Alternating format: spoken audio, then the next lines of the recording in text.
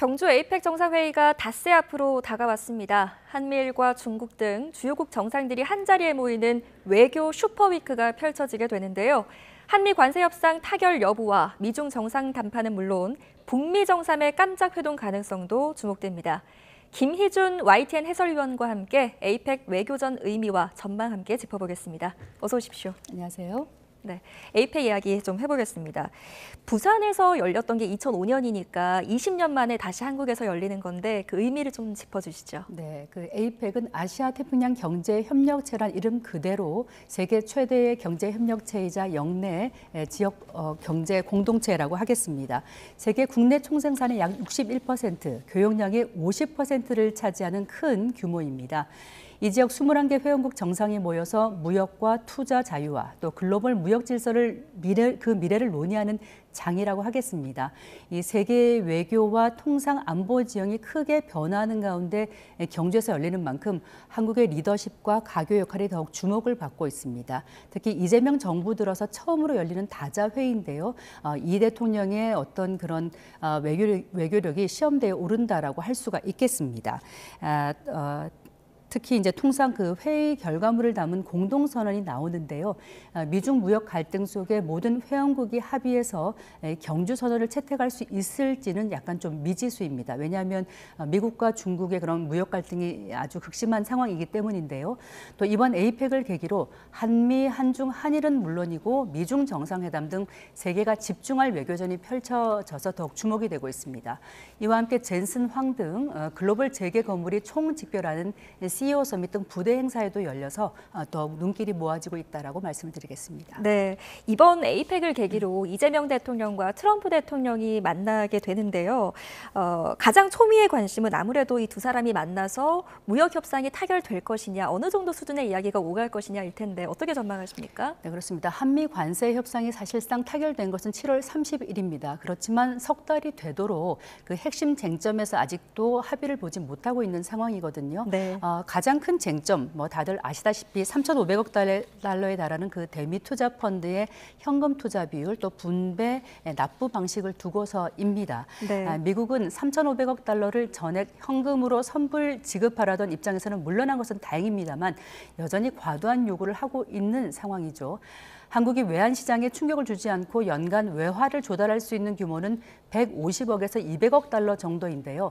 정부는 이 선에서 10년 안팎으로 분할 납부해서 현금 투자 부담은 줄이고 나머지는 보증 대출로 가름하겠다는 전략입니다. 하지만 미국은 연 250억 달러씩 8년에 걸쳐서 총 2천억 달러를 요구하는 것으로 전해져 있거든요. 아시다시피 김용범 정책실장이 지난주에 워싱턴을 무박 일정으로까지 찾을 만큼 막판 협상 타결에 노력을 기울였지만 아직도 쟁점에서는 그 합의점을 아직 찾지 못하고 있는 그런 상황입니다. 네. 그런데 이제 트럼프 대통령이 이번 아시아 순방길에 오르면서 이런 얘기를 했어요.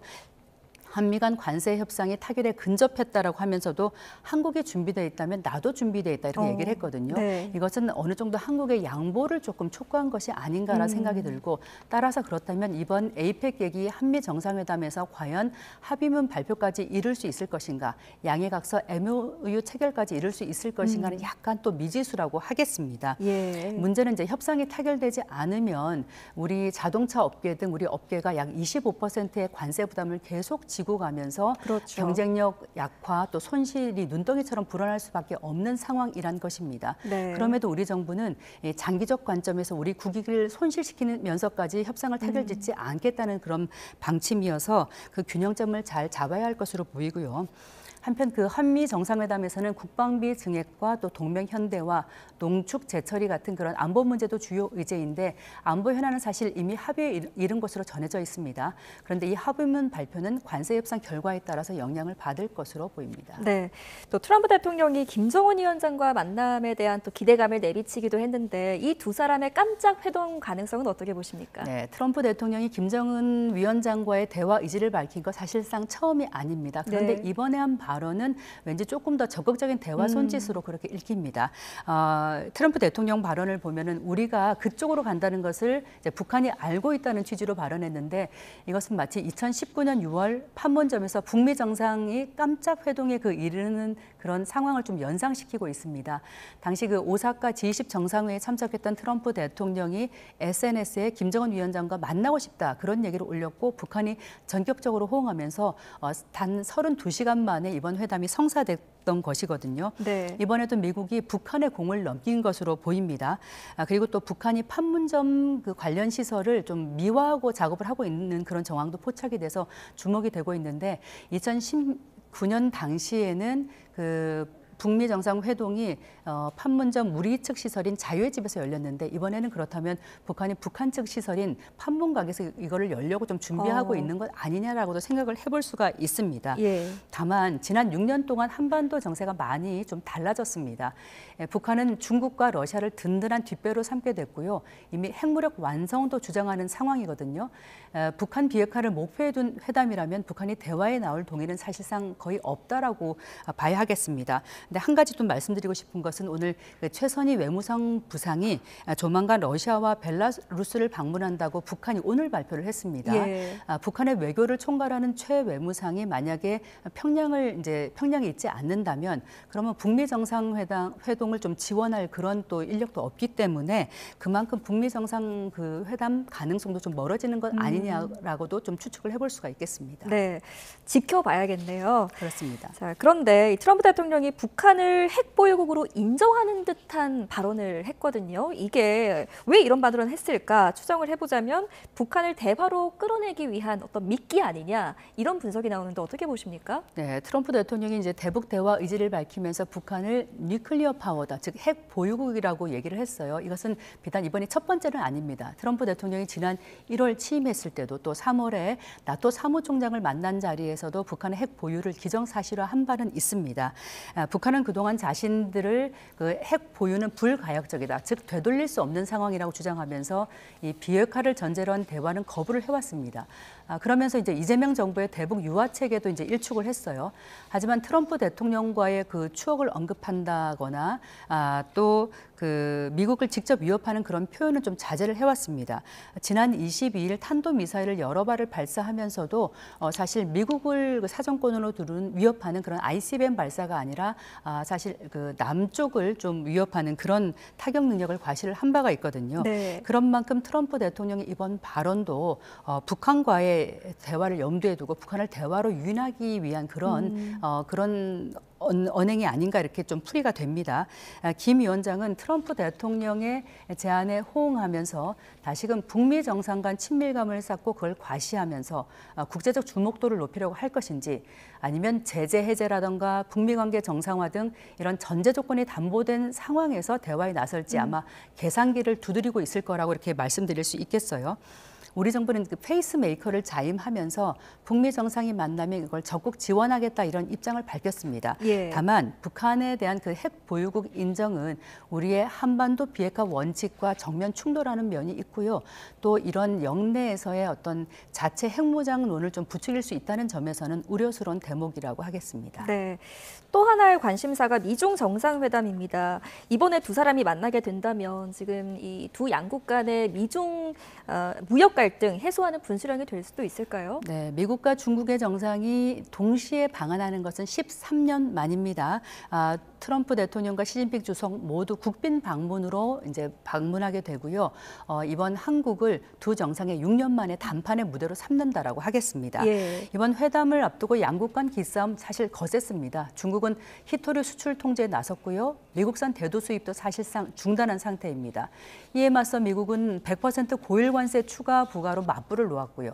이렇게 되면 오는 11월 10일이 관세 유예 기간이 끝나는데 그렇게 되면 대중국 관세는 157%로 오르게 되는 상황입니다. 네. 양국은 현재 말레이시아에서 고위급 무역 회담을 이어가며 사실상 정상회담의 전초전을 벌이고 있습니다. 중국은 관세 철회와 첨단 기술 통제 완화를 요구를 하고 있고 미국은 히토류 수출 통제의 철회, 또 대두 수입 재개 이와 함께 그 마약성 물질이죠. 펜타닐의 그 단속 강화 등을 촉구하고 있는 상황입니다.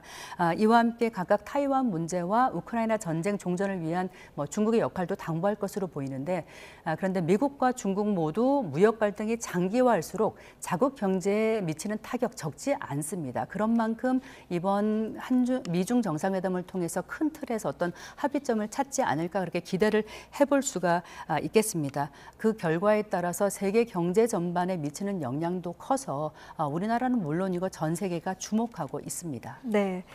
또 하나의 관심사입니다. 한중 정상회담도 굉장한 세계의 이목이 쏠리고 있는데 이재명 대통령과 시진핑 주석 첫 대면 회담입니다. 어떤 성과를 좀 기대해 볼 수 있을까요? 네, 시진핑 주석이 이제 한국을 찾는 것 2014년도 박근혜 정부 시절 이후 11년 만입니다. 예. 그 이후 사실 주한미군의 고고도 미사일 방어 체계 사드 배치로 양국 관계가 매우 냉랭해졌고요. 우리 정상이 두 차례나 중국을 방문했지만 코로나 팬데믹 그런 기간 등을 거치면서 시진핑 주석의 답방은 사실상 성사되지 못했습니다. 네. 이렇게 어렵사리 시진핑 주석의 이제 답방이 성사된 만큼 이번 정상회담은 양국의 전략적 협력 동반자 관계를 발전시키는 데 그렇게 중점을 둘 것으로 보입니다. 또한 그 미중 무역 갈등 속에 경제 협력 논의야 당연히 우선 과제일 것 같고요. 우리 입장에서는 북한 핵 문제에서 중국의 건설적 역할을 또 당부할 것으로 예상해 볼 수 있겠습니다. 특히 그 이재명 정부의 대북 구상이죠. 교류와 관계 정상화, 비핵화를 담은 이른바 엔드 구상에 대해서 시진핑 주석에게 아마 설명을 하면서 중국의 더 적극적인 역할을 당부할 것으로도 볼 수 있겠습니다.